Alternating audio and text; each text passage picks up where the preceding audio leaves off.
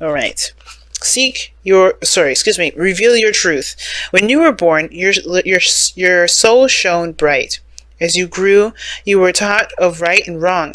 You were taught of how to think, how to live, how to believe in a way that makes you fearful to say no.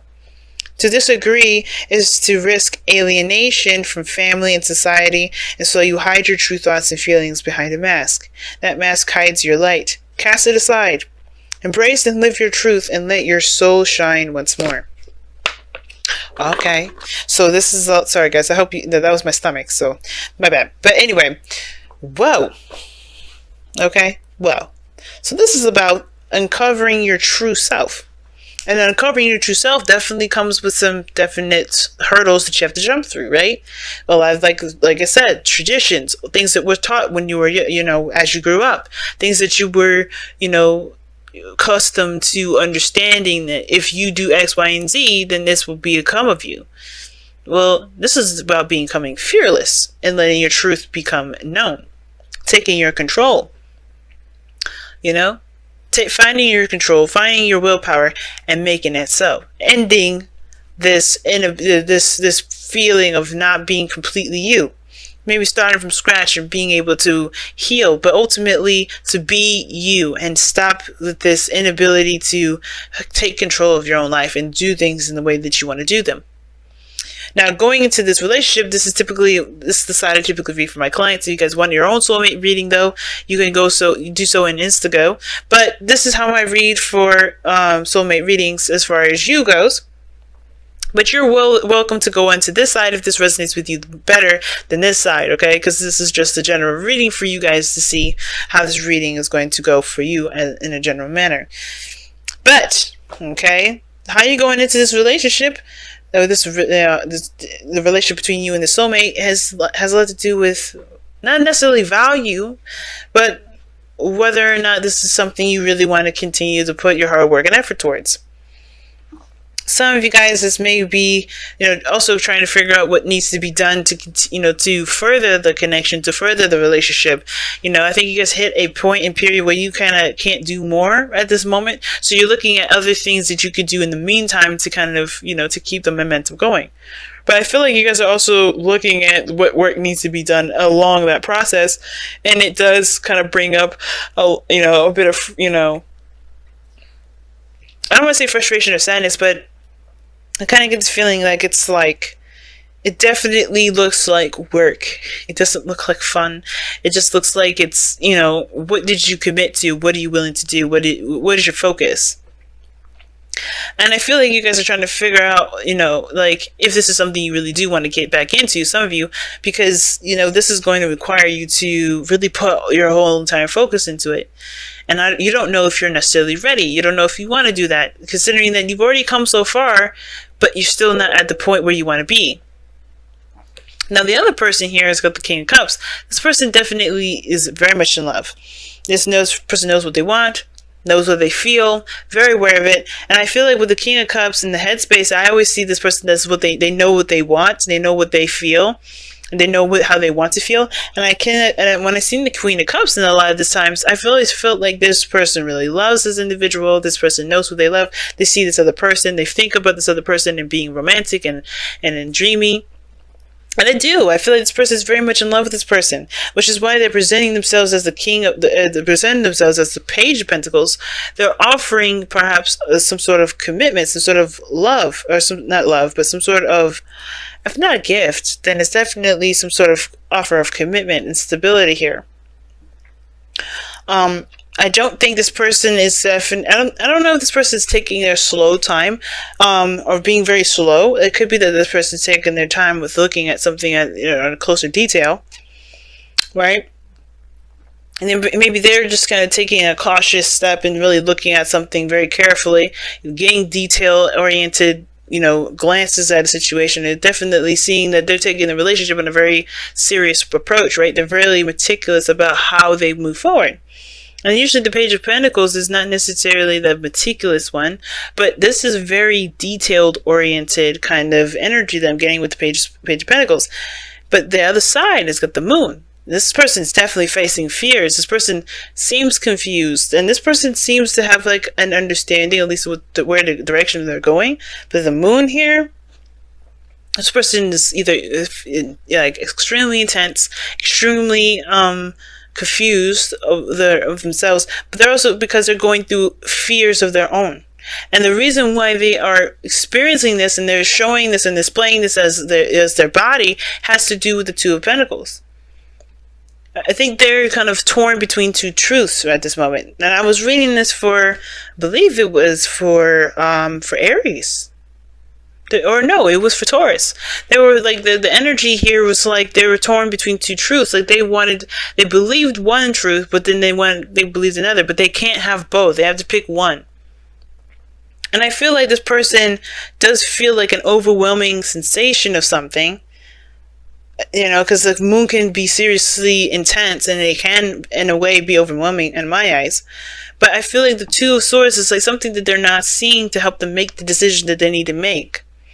You know, so then, you know, and then they're not looking at how they feel about something. They're looking at all the work that they've put in. They're working out what work they need to continue to put in. And that can cause a lot of confusion because what they want, what their heart wants may be different from what their mind is trying to tell them they should want. And this person on the other side, though, the reason why they are showing the Page of Pentacles and the King of Cups here is because they're manifesting. This person is channeling their energy. I feel like they're channeling the energy to create something. Now, this is where it gets interesting because you have the Nine of Swords in the Fool. Now, we do have stress and anxiety here and maybe doubts. And this person here is so far showing maybe the slightest bit of doubt if we count the Page of Pentacles. But even that is like, it's still even a step in a small direction. It's a new small beginning towards a small direction. So it's a small step in a different direction, a new beginning, a new step, a new start, a small start. Nothing big, but it can be big later.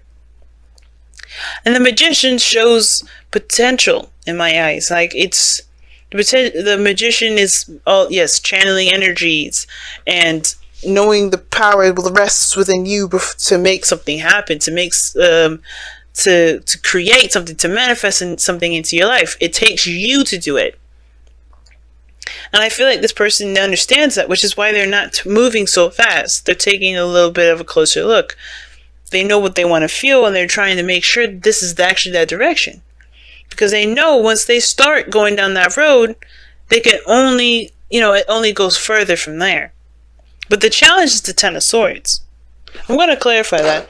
Why is the challenge that you and your soulmate face, why is that the Ten of Swords? What is the Ten of Swords trying to tell us? The reason why it's the Ten of Swords is because because of the Devil. And it's telling us of old attachments. The end of old attachments, or not old attachments, but attachments or addictions or patterns of behavior. Getting control over patterns of behavior. Or the end of it could be the ending of some sort of bound connection. Or the recovery of a connection that was bound, or a recovery of a connection between you and this individual, rather. We brought you two together with speed, passion, or not passion, but balance between your head and your heart, willpower, taking control of your life, so taking control of yourselves. That's what brought you two together. It was interesting. Like something drove you both together, that independence, that goal-oriented sort of feeling for you guys. Like that's what brought you two together. But now the ending of what you're giving your power away to, true understanding of your true power.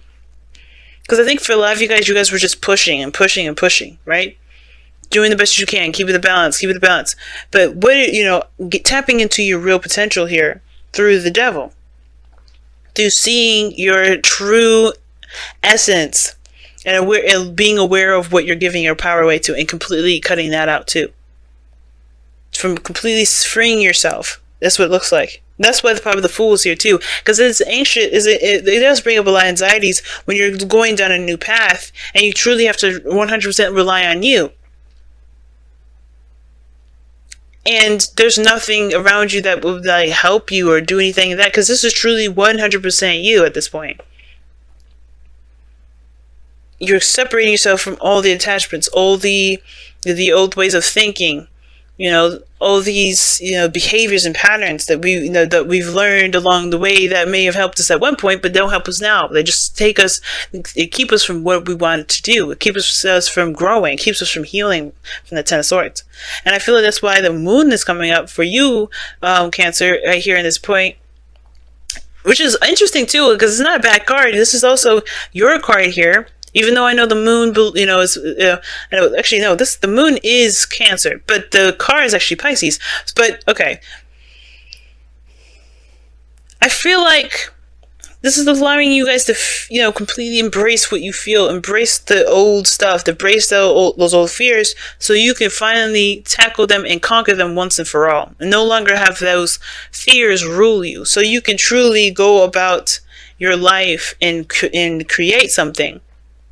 But you first have to face the music. You first have to face the music, and I feel like it's not just you, it's him, it's this person too. And now, even though the kings come up, it doesn't mean this person is a man, it could be a female too.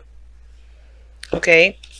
But I feel like this is the complete break, this is like a break free. This is like a set free from all things. You're getting your control back in, your power back, sure. You're getting control. Maybe control issues is what brought you guys together, or maybe something that you're trying to control or take control of. But now you're like releasing that need, or the thing that's keeping control over you. That's what brought you together, to truly find the power and the freedom within self, and not needing anything around you. Let's go and see what the Whispers of Love is saying here. Alright, you guys got 2.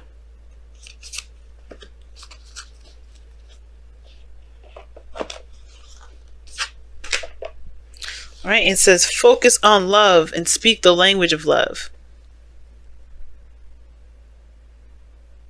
Nice.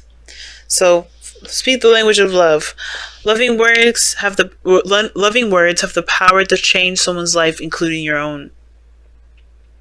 And we talk about changes, right? We're talking about a new beginning. Yeah, man. And I think that's the thing. Maybe there needs to be clarity in the situation, that clarity. But it starts by figuring out why, what's causing this confusion, right? What are your fears going through this time of unknown and anxiety, trusting your intuition 100%? Literally, you're kind of, you feel a little lost sometimes too. And it's because it may be that because you're sitting on the fence still. You haven't solely found the truth that you're going to, wield, that sword that you're going to be wielding. That's truth that you're going to have that will cut right through the confusion. Cut right through this, I don't know if I want to do this situation. The doubts that's building up here. Because we got doubts here. And it starts by facing the music. Facing what's going on. Being true to yourself and just being okay. If this is a connection, if this is a toxic relationship that you want to break free from, that's okay. If it's a connection you want to be attached to, but it's taboo because people don't accept it, that's okay too. But you have to face your truth, and you have to accept your truth and accept that people may not agree with it, and that's not gonna, and it doesn't matter what people think, because you're not gonna let anyone's outside influence, make you be someone that you're not. Because you have focus on love, that indicates look for good attributes in each and every person in your life. Now, it could be that you're looking at old things that happened in your past, like the reason why you haven't 100% committed to this relationship yet, or maybe that, you're having doubts about this relationship is because, maybe there's some things that this person here has done. Or maybe there's some patterns and stuff, or there's some behaviors that this relationship that needs to completely get cut down. Like, it needs to stop. And I feel like this person maybe is trying, but you're not sure because you're still dealing with the fact that whatever happened with this relationship, whatever caused it to be toxic, is over.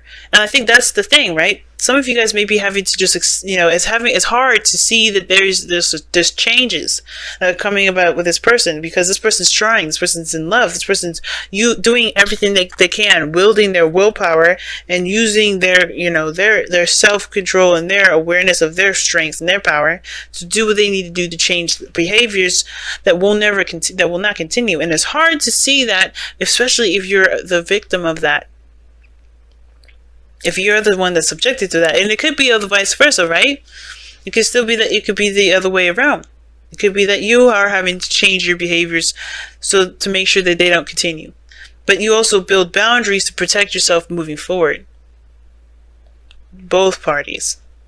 I feel like there's something toxic here that was here before that's ending now. But it's hard to realize that this situation may have injured your trust in some way. But I don't think it's impossible to continue to move forward. And I don't think it's wrong to continue to move forward. Especially if you see there's changes with this person.